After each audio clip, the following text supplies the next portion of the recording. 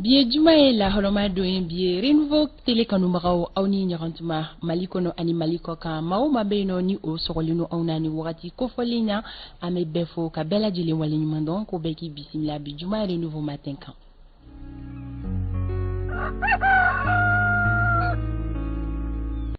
Biye juma ye juye kalo kile mugan ani kononton samba fila ani mugan fila aw nisɔndiya lembe aw bisimila bi sɔgɔmada in na i n'a fɔ don tɛmɛlenw na ka foli ni tanuni ta ka di aw bɛɛ lajɛlen ma ka segi ka fɔ aw ma k'aw ni ce aw ka danaya la renouveau télé ale sugantili la aw minnu bɛ aw ka ciw dabila ka sɔgɔ anw na walasa aw ka se ka kunnafoni sanuman sɔrɔ ka aw to fo aw jabala la an ka foli bɛ aw ye maa minnu bɛ ka an lajɛ sɔgɔnɔw la ni wagati kofɔli in na an bɛ aw fo aw minnu sera aw ka baarakɛyɔrɔw la an ka foli bɛ aw fɛnɛ maa minnu bɛ siraw la ka taga u tagayɔrɔw la n'u bɛ ka an lamɛn an bɛ u bɛɛ lajɛlen fo ko bɛɛ ka i janto i yɛrɛ la sabula san kɔni ale finnen don kosɛbɛ an ka foli bɛ bɛɛ lajɛlen kanubagaw anw de layidu ta aw ye k'a fɔ ni jɛmukan in a kɛnɛ bɛ sigi aw ye don o don ka daminɛ tɛnɛ ka taa bila fo juma na nɛgɛ kaɲɛ 7 o mana tɛmɛ ni sanga 15 ye ka taa bila nɛgɛ kaɲɛ 9 na aw ka kibaruyaw kunfɔlɔ bɛ fara ɲɔgɔn kan k'a di aw ma renouveau matin jamakulu fɛ ɲɛmayaso ka yamaruya kɔnɔna na ko nin ye kɛnɛ sigitɔla ye bi jumadonya in na o la n'a ma ɲɛ ko bi juma ye jumadonyaw fɛ an mana sigi kɛnɛ in kan an bɛ fɔlɔ ka duwawu min kɛ o de ye ka duwawuba kɛ an faso ye ni o ye Mali ye ko ala ka Mali kisi a juguw ka janfanw tɔɔrɔ ma ala ka maliden kelen-kelenna bɛɛ lajɛlen bɛn kan kelen ma an ka se ka don da kelen fɛ ka bɔ da kelen fɛ dun ka fa ala ka o sabati Mali kɔnɔna la an bɛ samiya la ala bɛna samiya ji min jigi an ye ɲina ala ka kɛ ji hɛrɛma ye danfɛn bɛɛ lajɛlen ka ɲɛ dun ka fa o bɛ se ka sabati cogoya min na radio renouveau lamɛnbagaw aw ni sɔgɔma minnu bɛ ka an lajɛ bɔlɔlɔ siraw fɛ an ka page Facebook kan ko abonné kelen-kelen na ma ko u bɛɛ lajɛlen ni ɲɔgɔn tuma ko bɛɛ k'i bisimila bi juma donya renouveau matin ale kan o la bi jɛmukan tali bɛna kɛ fɛn minnu kan bakurubaw olu filɛ nin ye ɲɛfɔli bɛna kɛ aw ye kumase min kan bi sɔgɔmada in na o de kɔni bɛ tali kɛ ko force anti coup d'état ayiwa ni kumase kɔni sugantira an fɛ sɔgɔmada in na Isa Kabasidibe ale bɛna ɲɛfɔli kɛ aw ye walawalali ale kɛnɛ kɔnɔna la anw ka bi ma welele o ye Fabu Jara ye ka bɔ parti Adema kɔnɔna la ana bɛna masala ka kɛɲɛ ni parti yɛrɛ laɲini min kɛ gouvernement ma ɲɛma fɛ n'o ye premier ministre Choguel Kokala Mayiga ale ka walansɛmɛ ko kisaw ana bɛna masala o kan kosɛbɛ fɛn kɔni bɛ tali kɛ an ka don baara ɲɔgɔn welele Mariam Kone ani ale bɛna ɲɔgɔn la sɔrɔ sɔgɔmada in na kibaruya min kan o tɛ kibaruya duman ye sabula fɛn kɔni bɛ tali kɛ Mohamed Musa Diallo bɛɛ lajɛlen bɛ ale dɔ Torokɔrɔbugu alimami na ale kɔni miniji dɔgɔyara an bɛ tasibila kɛ ka ɲɛsin a ma o kama an bɛna wele bila Mariam Kone ma ani ale yɛrɛ min jɛra ka baara caman kɛ ɲɔgɔn fɛ kunnafondila ye Mariam Kone o la a bɛna kibaruya jɔnjɔn di an ma ni cɛba in o kan o kɔfɛ don kibaru o bɛna lase aw ma tan ni ka segin kibaruyaw o bɛ lase Sori Ibrahim Diallo fɛ fɛn bɛ tali kɛ kɛnɛya kunnafoni na aw da ɲugo ale fɛnɛ na kɛnɛya tigilamɔgɔ bisimila ka se ka o kibaruya jɔnjɔn di bɛɛ lajɛlen bɛ se k'i janto i ka kɛnɛya tagabolo la cogoya minnu na an ka don foli duman bɛ yan nɔ k'a lase aw ma kibaruyaw kɛrɛfɛ aw ka se ka nisɔndiya fɛnɛ ka o sɔrɔ kunnafoni gafew ka se ka dɔgɔkun kunnafoni gafew datugu minnu bɔra bi jumadonya in na o ɲɛfura fɔlɔ lase olu bɛ na kɛ yanni nɛgɛ kaɲɛ 10 wagatiw cɛ Alexis ko ale ma sɔn Alexis fɛnɛ ma sɔn fɛn min ma o lase u bɛɛ lajɛlen bɛ na kɛ jɛmukan in kɔnɔna la ko bɛɛ k'i bisimila wagati boloda cogo ale filɛ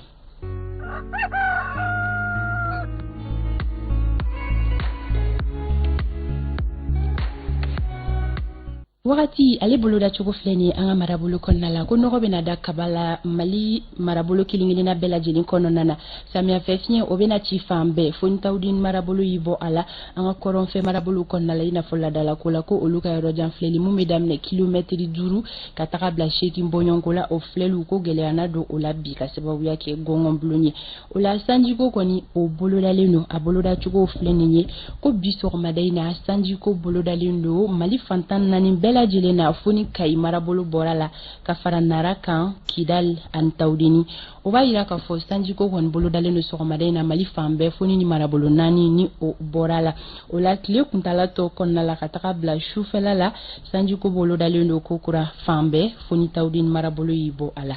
tilega in na tile bɔta hakɛ olu bɛ jigin kosɛbɛ ka tɛmɛ kunun ta kan Kaikaw feno bi oluka finteni hakeya weke digiri bisaba ani sabaye kulikoro oluta bijo digiri mugan ani shekina sigaso oluta beke muka ani wolonvlaye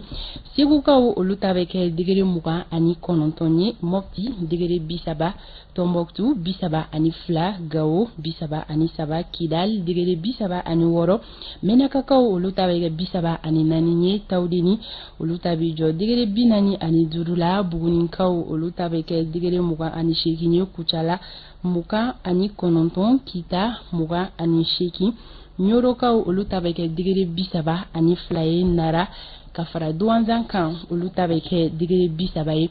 Sankaw oluta beke bisaba ani kilinye Banyangara digiri bisaba Joila oluta beke mukan ani konontonye Gourmara Rouge oluta beke digiri bisaba ani sabaye Bamako distriki konnala nogo benada Kabala fem metalike samia fefinyala obena ci mais afien fangate bonya kosowe gelea foshitena na do yoro jam flelu labi Kosanji ko koni bolo dalino bi somadena katrabla bik les journées konnala Bamako ni alamini belajilena alni oyasro la Bamako sigida do beno olu koni be sanji koro khaba fem metalike taninga seguna ko bega ijanto irela ola kligaina fintini hakeya obeke digiri muka ani konontonye Bamako na lamini somadena kenya chira nege kanya woro ali temelini sanga biduruni konontonye klebena bi nege kanya tan ani sheki o mana temeni sanga biduru ani shekinye ne wakati buluda chogo ye kadi awma bi juma sokoma akunye malide manake fa bela jelinga seka itani iblado ika kile kuntala ale konnala ametakanye feni kiboro ye kaula donia kafoko Amadou El Konare ale masika kuma sola soro o la sisa amena don kibaru daile awi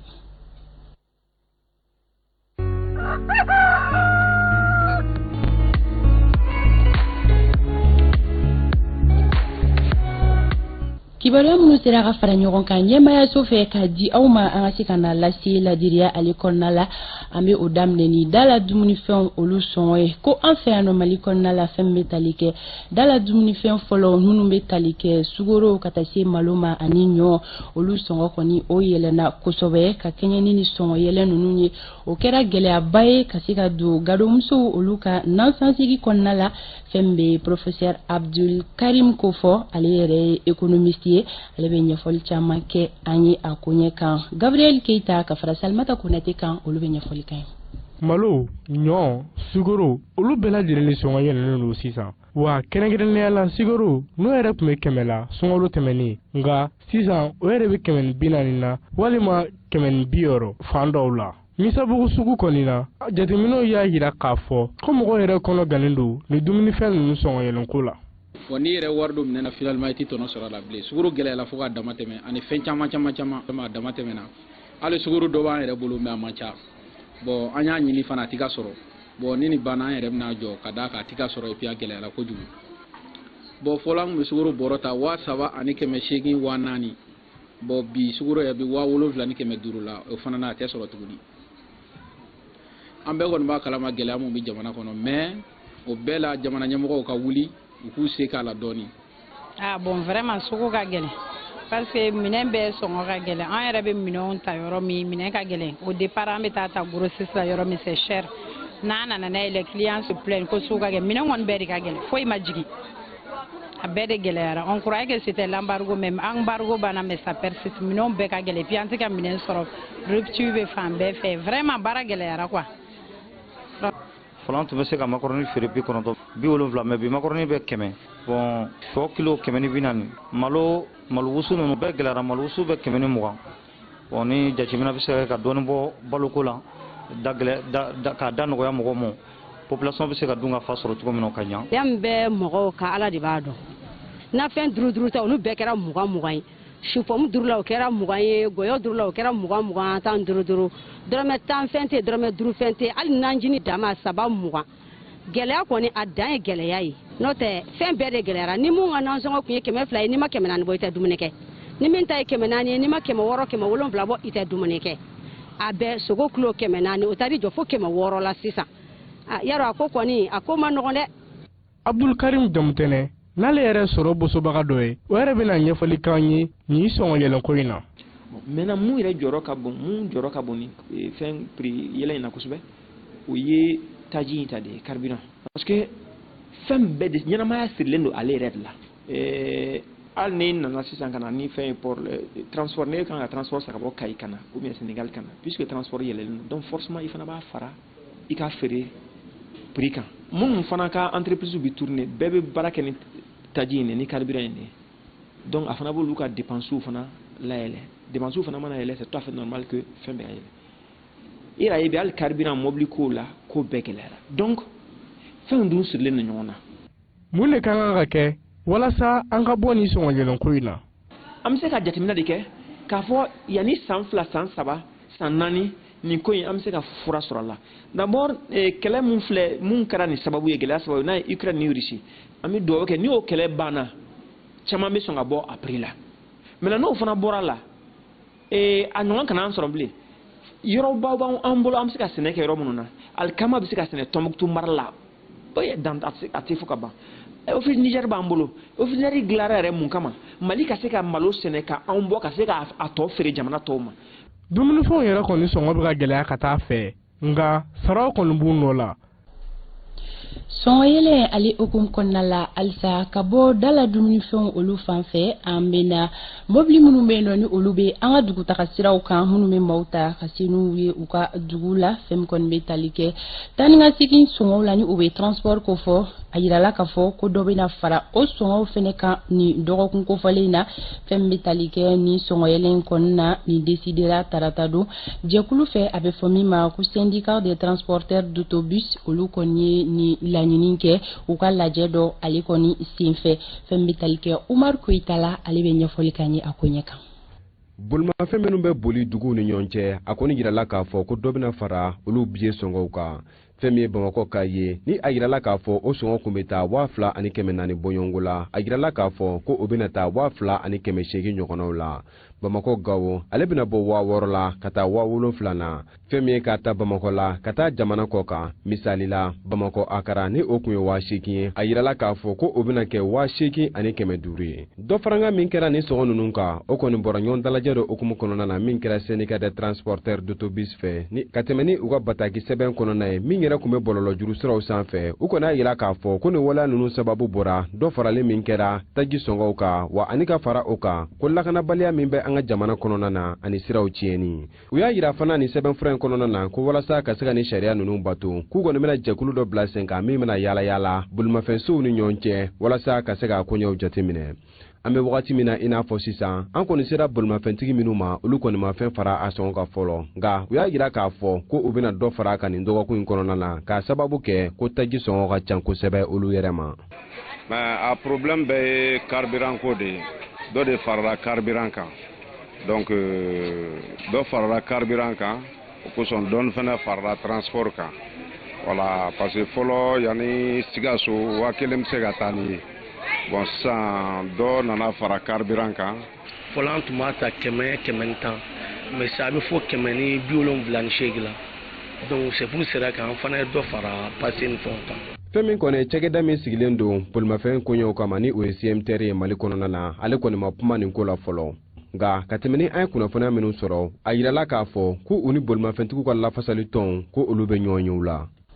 Mali kɛnɛyasoba min bɛ yen nɔ n'a bɛ fɔ a ma ko Ponge fɛn bɛ tali kɛ Ponge kɛnɛya tigilamɔgɔw olu ka lafasajɛkulu la olu minnu yɛrɛ tun ye baarabila boloda a kuma fɔra fɛn bɛ tali kɛ baarabila in na a kuntala tun bɛ t'i jɔ heure 96 bɔɲɔnko la u y'a yira k'a fɔ fɛn kɔni bɛ tali kɛ olu ka nin baarabila in na ko a kɔni ma labato fɛn bɛ tali kɛ kɛnɛya tigilamɔgɔ bɛɛ lajɛlen fɛ u y'a yira k'a fɔ ko olu ka nin baarabila in kɔni ka a boyikotera a fɔ cogoya wɛrɛ la fɛn bɛ tali kɛ gɛlɛya donna u ka nin baarabila in na u kɔni bolongonden si lafasajɛkulu wɛrɛ ma fɛn bɛ tali kɛ Lasine Jakite la ale bɛ ɲɛfɔli kɛ an ye nin ko in kan ni baarabila min bilala sen kan kabi tarata tɛmɛnen Ponge syndicat national des travailleurs des hôpitaux et structures sanitaires fɛ o kɔni kɛra laɲiniw caman sabatibaliya fɛ an y'a daminɛ tarata don tubakalo ni tile 26 donc a bɛ ban juma an ka secrétaire général dɔ bɛ yen n'o ye Fuseni Kulubali donc u y'a mité ka bɔ anw fɛ yan invitation ma kɛ saliya kɔnɔna la donc an b'a fɛ a ka segin ka na point G ɲinifɛn filanan o ye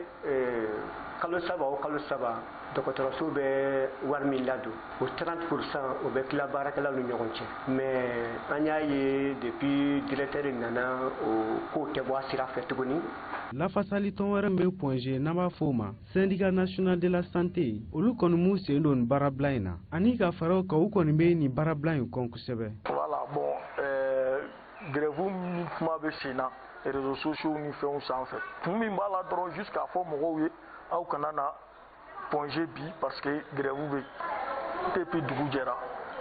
lajɛli bɛ ka kɛ yan nɔ baara ma jɔ banabaatɔ minnu dalen don olu bɛ ka furakɛ minnu nana lajɛli la olu fana bɛ ka lajɛ problème foyi tɛ dɔgɔtɔrɔ bɛ kɔnɔna la a bɛ ka mɔgɔw lajɛ. nin bɛɛ la a kɔni bɛnnen bɛ kɛnɛyako ɲɛmaaw ma ka fɛɛrɛ tigɛ joona walasa min ye mali kɛnɛyasow ye olu ka se ka yiriwa ka taa fɛ. lakanabaliya ale binakun kan fɛn bɛ tali kɛ arabadonna juye kalo tile 27 san 2022 fɛn kɔni bɛ tali kɛ an ka finitigilakaw la olu kɔni ye wulikajɔba kɛ wulikajɔba min n'a bɛ fɔ a ma ko patrouille mixte ni wulikajɔ in kɔni kɔnɔna la finitigilaka minnu kɔni ye a baara bolodalen kɛ o bɛ tali kɛ gendarmerie la ka taa se garde nationale ma ani centre instruction militaire infanterie minnu yɛrɛ sigiyɔrɔ bɛnnen don wɔlɔbugu ma kucalakaw fɛ yen nɔ ninnu ka wulikajɔ senfɛ k'u kɔni sera ka u tɛgɛ da siganama 33 la ka kɛɲɛ ni service de sécurité olu kɔni ka lasew ye u y'a yira k'a fɔ ni wulikajɔba in a bɛna kɛ sababu ye ka se ka tɛgɛ da siganama caman ale kɔni kan kucala ni a lamini bɛɛ lajɛlen na e ma fifa min ninnu o ale bɛ ɲɛfɔli kan ye. Mali finitigilakaw olu kɛlen do ka fɛrɛ bɛɛ lajɛlen sigi sen kan walasa lakana ka sabati dugu fan bɛɛ lajɛlen na o hukumu de kɔnɔna la Kucala lakana tigilamɔgɔ dɔw farala ɲɔgɔn kan min bɛ tali kɛ Kucala brigade territoriale kan u ka peloton central de la garde nationale ka fara centre d'instruction militaire infanterie kan min bɛ Wolobugu olu farala ɲɔgɔn kan walasa ka patrouille kɛ ka yala yala dugu kɔnɔna la jamana bɛ se ka lakana cogoya min na patrouille ninnu dabɔ kun ye o de ye o hukumu kɔnɔna la mpɛsoba kɔnɔna la u ye maa 33 minɛ siga kɛlen don minnu na maa 13 olu cɛla olu ye burkinabéw ye maa 3 o ye ivoirienw ye guinéen mɔgɔ 1 nigérien mɔgɔ 1 ani malien 15 olu bɛɛ lajɛlen ye gerebu ye u y'u tɛgɛ sigi minnu kan pɛsoba kɔnɔna la maa 33 minnu minɛna ni siga kɛlen don u la a yirala k'a fɔ ko bugunatigɛ sɛbɛn fosi kun t'u bolo ni o ye carte d'identité ye min bɛ se k'u lakodɔn Kucala gendarmerie ka fɔ la ni maa kofɔlen ninnu u na bila ka taa kiiri tigilamɔgɔw ɲɛma ka tugu siga kɛlen d'u la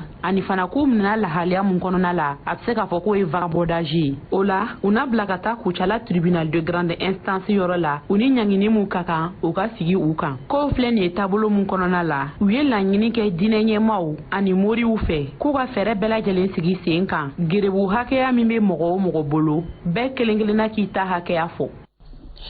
fɛn bɛ tali kɛ don kibaru ta ko fɔlɔ la an bɛ o ɲɔnkiri yanyɔrɔ la ka bɛɛ fo ka bɛɛ lajɛlen wale ɲuman dɔ faamuyali ko ɲuman an bɛ o da kunnafoni ninnu olu sanfɛ ka bɔ don kibaru kɔnɔna la an bɛ an sɛnsɛn ka taga an ka siraba kanɔw la Sori Ibrahim Diallo ani ale bɛna ɲɔgɔn lasɔrɔ yalima bi sɔgɔmada in na